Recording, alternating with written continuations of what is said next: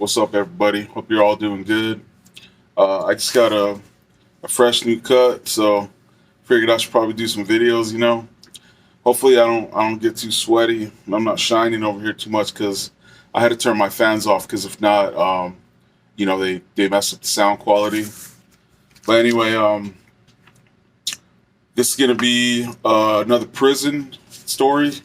Like I told you guys before, I still got a lot, like good ones too.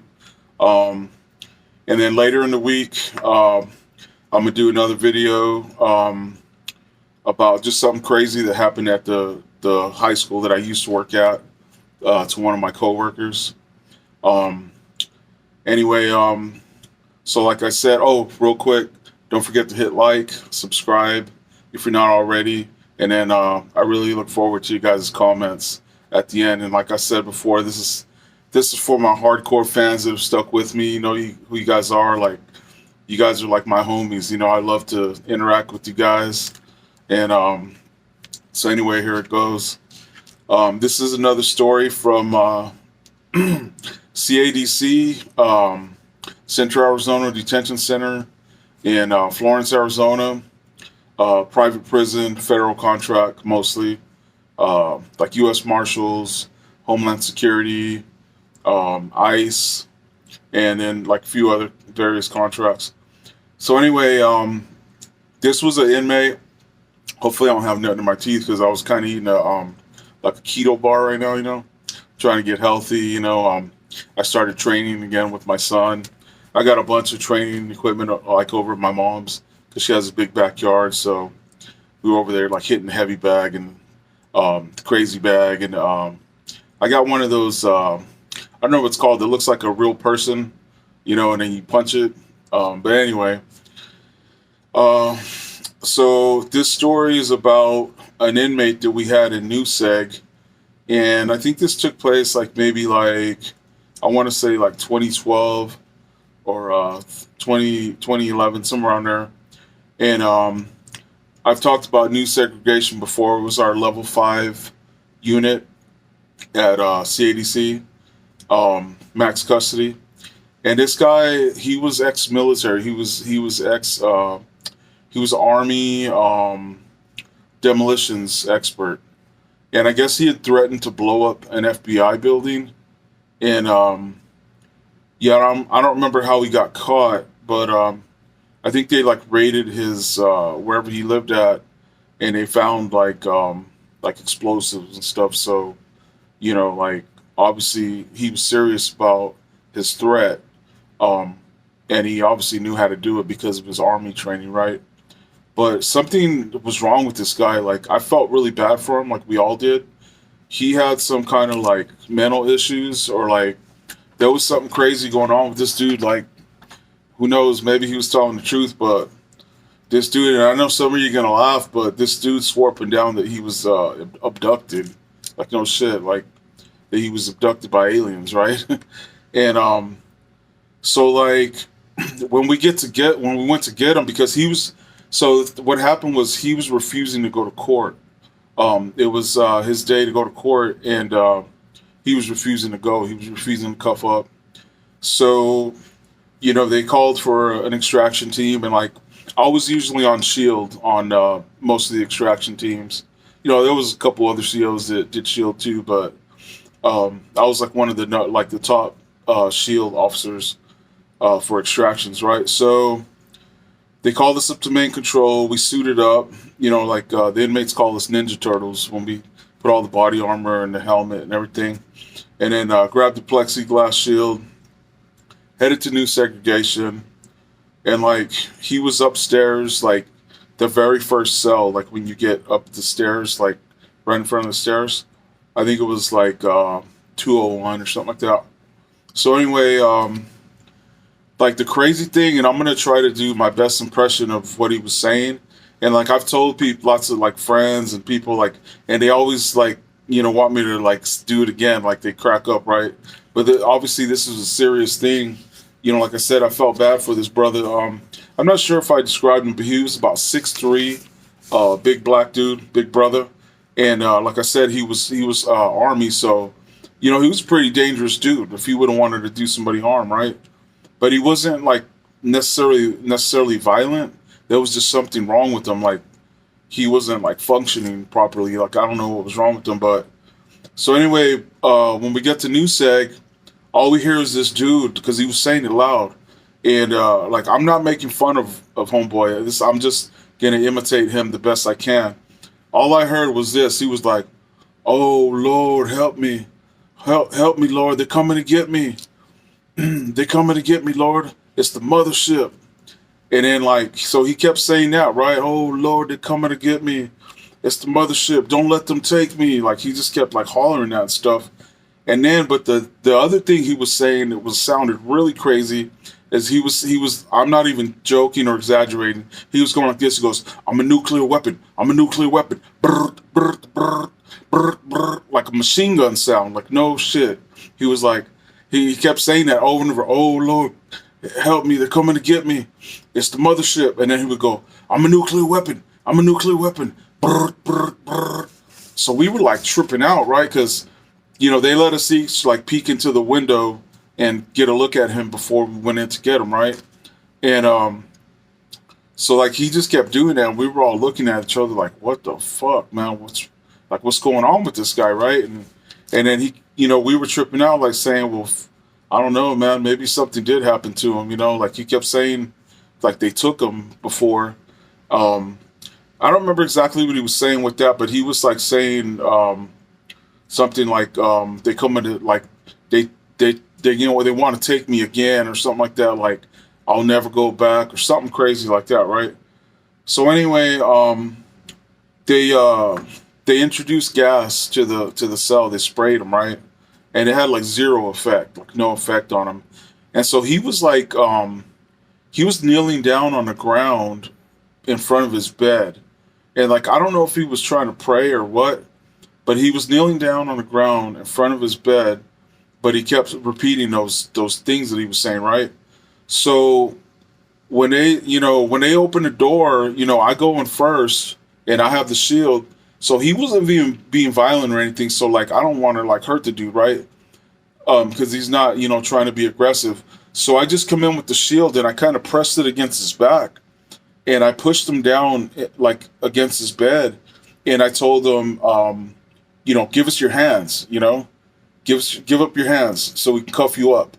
And he was just like, it was like we weren't even there. Like he was just kind of ignoring us, right? So then he kind of like had his hands in front of him like this. I don't remember if he had them interlocked or what, but he had them in front of him like this.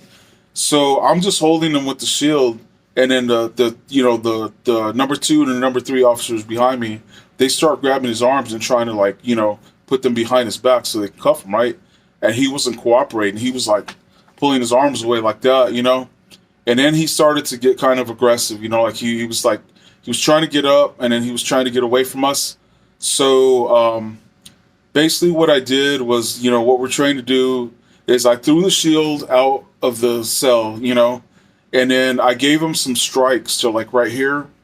And, it's nothing cruel and unusual. It's like a stun technique, like bam, but like to right here. And it kind of like just like kind of stuns you. And it can knock you out like if you hit like right here. But I was just hitting like the muscle right here, right? Just trying to get him to like relax his arms, right? Or at least that one so we could cuff that one, right? So I hit him like a few times. Boom, boom, boom, like maybe like 3 times, right? And then that officer was able to get that arm. And then I hit him on the other side.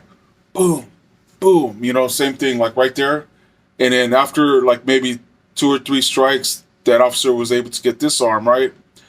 And then, but like, so they finally cuffed him. But like, I noticed like, so when I was doing the strikes, I kind of noticed like, I don't know why, but there was like officers like laying across my legs. Like, I don't remember if I think we must have like fell forward onto his bed or something. And like, thank God I wasn't nearly as heavy as I am right now. It's like in a lot better shape. I was, kind of had a little bit of a belly on me, but I was like still in pretty good shape, so it worked out pretty good amount. But anyways, like we had fallen forward, I think, onto his bed. And I noticed there was officers like, because I guess they were trying to get his legs, right? but I think they kind of had my legs too. Like they had his leg and my leg, right? So like I've never really like, well, I won't say never, but I think a couple times I've kind of had like a panic attack, and I think it has to do like with maybe like high blood pressure or something. But I kind of had a panic attack because the second time when I was doing the hits to his traps, to his muscle, um, I kind of realized like I'm trapped, like I can't move because they were on my legs. And then like, just I guess from the exertion of hitting them like that, I was like kind of like running low on like oxygen, right? So like, because I forgot to mention we're wearing gas masks. Like some people might assume, or know, but yeah. So we're wearing full body armor with the helmet, and then we're wearing a gas mask too, right? And so it's kind of hard to breathe. Like you have to control your breathing, right? And I guess I was exerting myself a lot, so I was kind of like trying to catch my breath. And then I think with them being on my legs, I kind of like freaked out a little bit, right? So I was like, "Get the fuck off my legs!" I was like yelling, "Get off my legs!" So finally, like I got loose, and when I got loose, because they had them cuffed. So when I got free, I pulled my legs free, and I kind of like I walked towards the door of his cell, and I ripped my gas mask off. And I remember the captain was right there. He was a really cool dude too. Like he came over from DOC like me, but from a different unit. Um, I'll just say his last name. His name was Ashford, Captain Ashford, and he was a homie. He was cool as fuck. And the crazy thing was when he started at CADC, I trained him. Like, I mean, he already knew what to do, obviously, because he came over from DOC. I think he had like maybe like, I don't know, like 12 years at DOC or something like that. So, but anyways, I OJT'd him. It doesn't matter how much experience you have. You have to be OJT for like 1 week when you start. But anyways, he was the captain, right? And so like I kind of like, I'm not gonna say I ran, but I walked pretty fast to the cell door, and I ripped my gas mask off, and I'm like like trying to get fresh air, right? And then he looks at me, he's like he's like, "Diaz, you all right?" I was like, "Man," I said, "they were on my legs, bro. Like I kind of had like a panic attack, like because I couldn't move. And he was like, "All right." He's like, "You good?" I was like, "Yeah." And he's like, "Well, get back in there. They need your help, like lifting them up, right?" Because he was refusing to get up. He was just like dead weight.